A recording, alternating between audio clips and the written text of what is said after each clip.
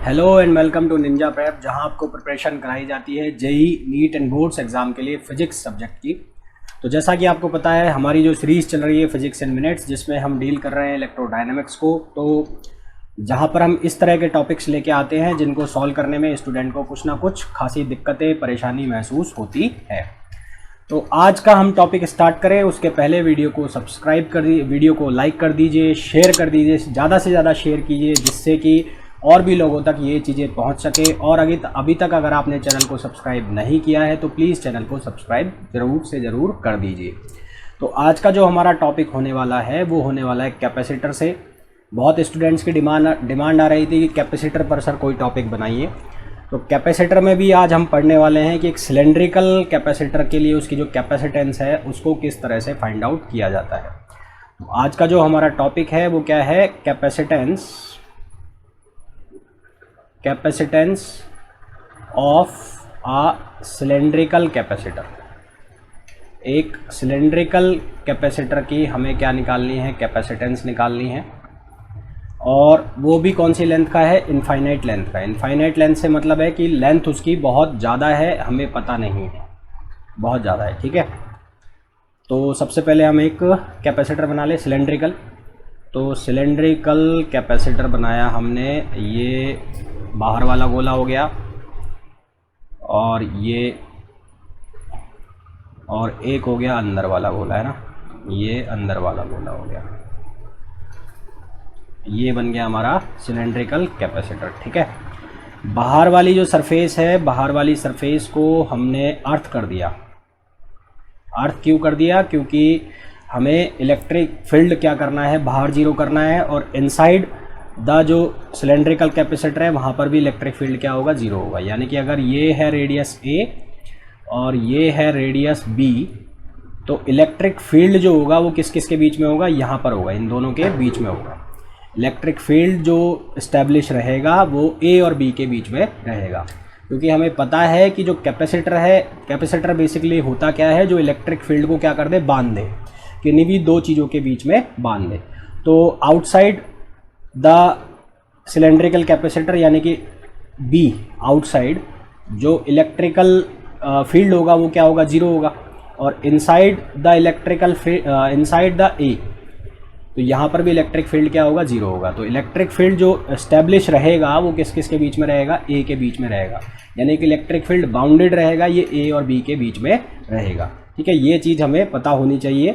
और अगर नहीं पता है तो इसके लिए आप हमारे लेक्चर्स देख सकते हैं कैपेसिटर के ऊपर, उसका जो लिंक है मैंने डिस्क्रिप्शन में दे दिया है।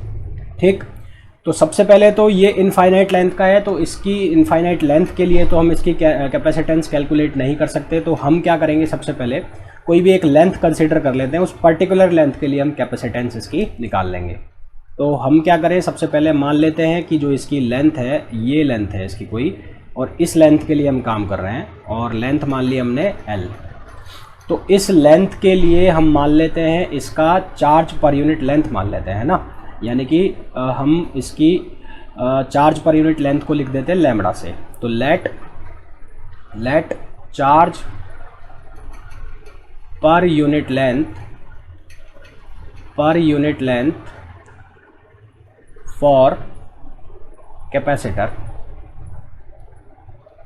Is lambda. यानी कि लैम्बडा जो है वो किसके बराबर है, Q बाय L। Q हमने कोई चार्ज मार लिया, L क्या हो गई, लेंथ हो गई। तो यहाँ से हम लिख सकते हैं, क्या लिख सकते हैं साहब, यहाँ से लिख सकते हैं Q equals to lambda L।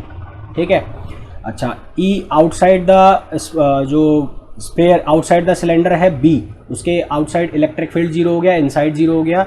तो इलेक्ट्रिक फील्ड जो लाई करेगा वो किसके बीच में करेगा, A और B के बीच में करेगा। तो कैपेसिटेंस हमें पता है किसके बराबर होती है, चार्ज अपॉन पोटेंशियल डिफरेंस। तो सिंस जो कैपेसिटेंस होती है वो किसके बराबर होती है, चार्ज अपॉन पोटेंशियल डिफरेंस। तो पोटेंशियल डिफरेंस जो हो गया वो किस किस के बीच का हो गया, ए और बी के बीच का पोटेंशियल डिफरेंस हो गया। तो हमें ए और बी पर क्या चाहिएगा, पोटेंशियल चाहिएगा। तो क्यू की जो वैल्यू है वो कितनी है, लैम्बडा एल है। तो क्यू की वैल्यू को लिख दिया मैंने यहाँ से लैम्बडा एल, और इसको लिख दिया डेल्टा वी।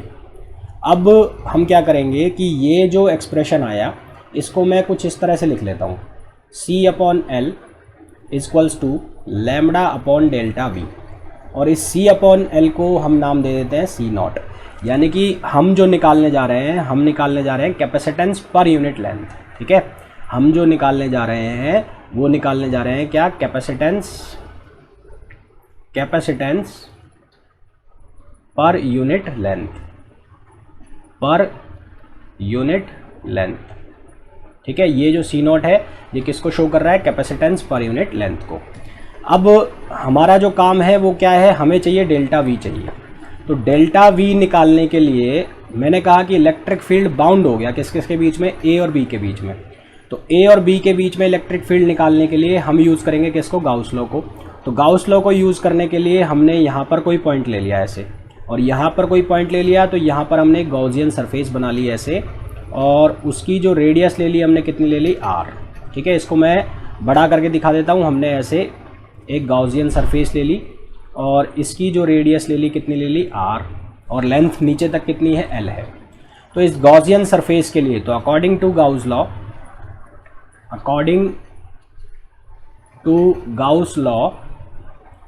तो गाउस लॉ के अकॉर्डिंग हम क्या लिखेंगे, integration E dot D S equals to क्या होगा, Q in upon epsilon naught. अच्छा, अब ई जो है, E electric field radially outward होगा, इलेक्ट्रिक फील्ड जो होगा वो किधर की तरफ होगा, ऐसे होगा, बाहर की तरफ। और यहाँ पर क्या बना होगा, कोई एलिमेंट होगा, उसका एरिया। तो एरिया का भी जो नॉर्मल कंपोनेंट होगा वो किसकी डायरेक्शन में होगा, ई की डायरेक्शन में होगा।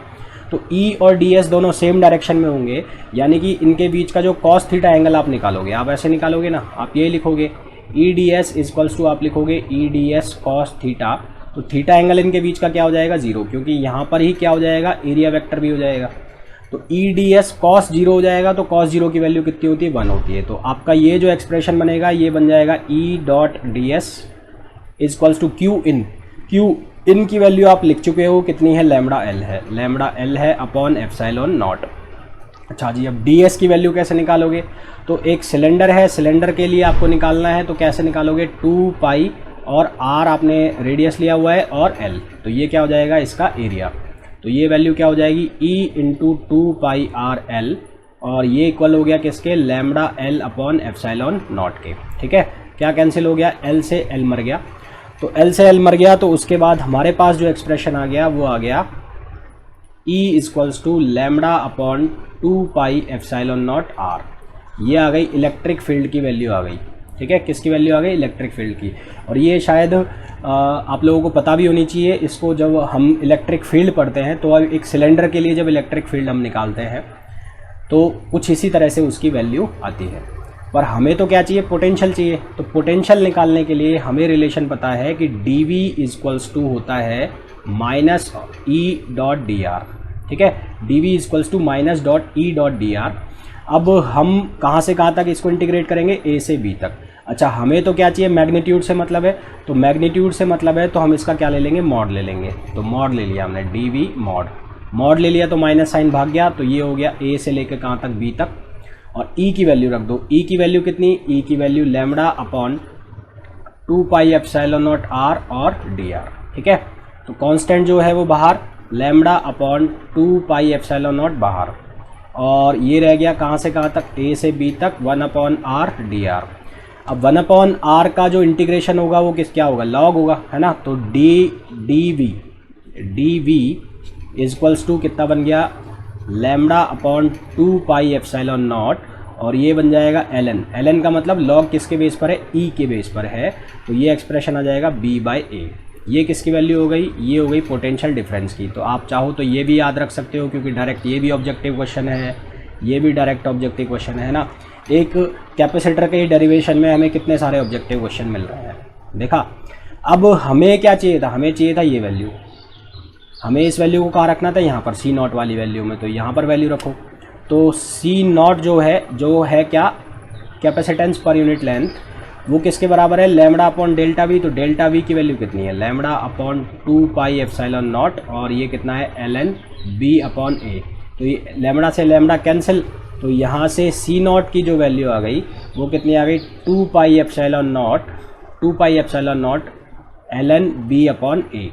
और ये तो आया कैपेसिटेंस पर यूनिट लेंथ, ये क्या है, कैपेसिटेंस पर यूनिट लेंथ।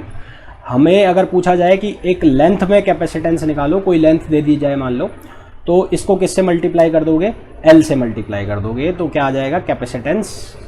भाई ये जो है ये किसके बराबर लिखा हुआ है, C/L के बराबर लिखा हुआ है, तो C/L 2πε0 और ln B/A। हमसे पूछ लिया जाए कि एक लेंथ में निकालनी है, तो C इक्वल्स टू कितना हो जाएगा 2πε0 L अपॉन ln B/A।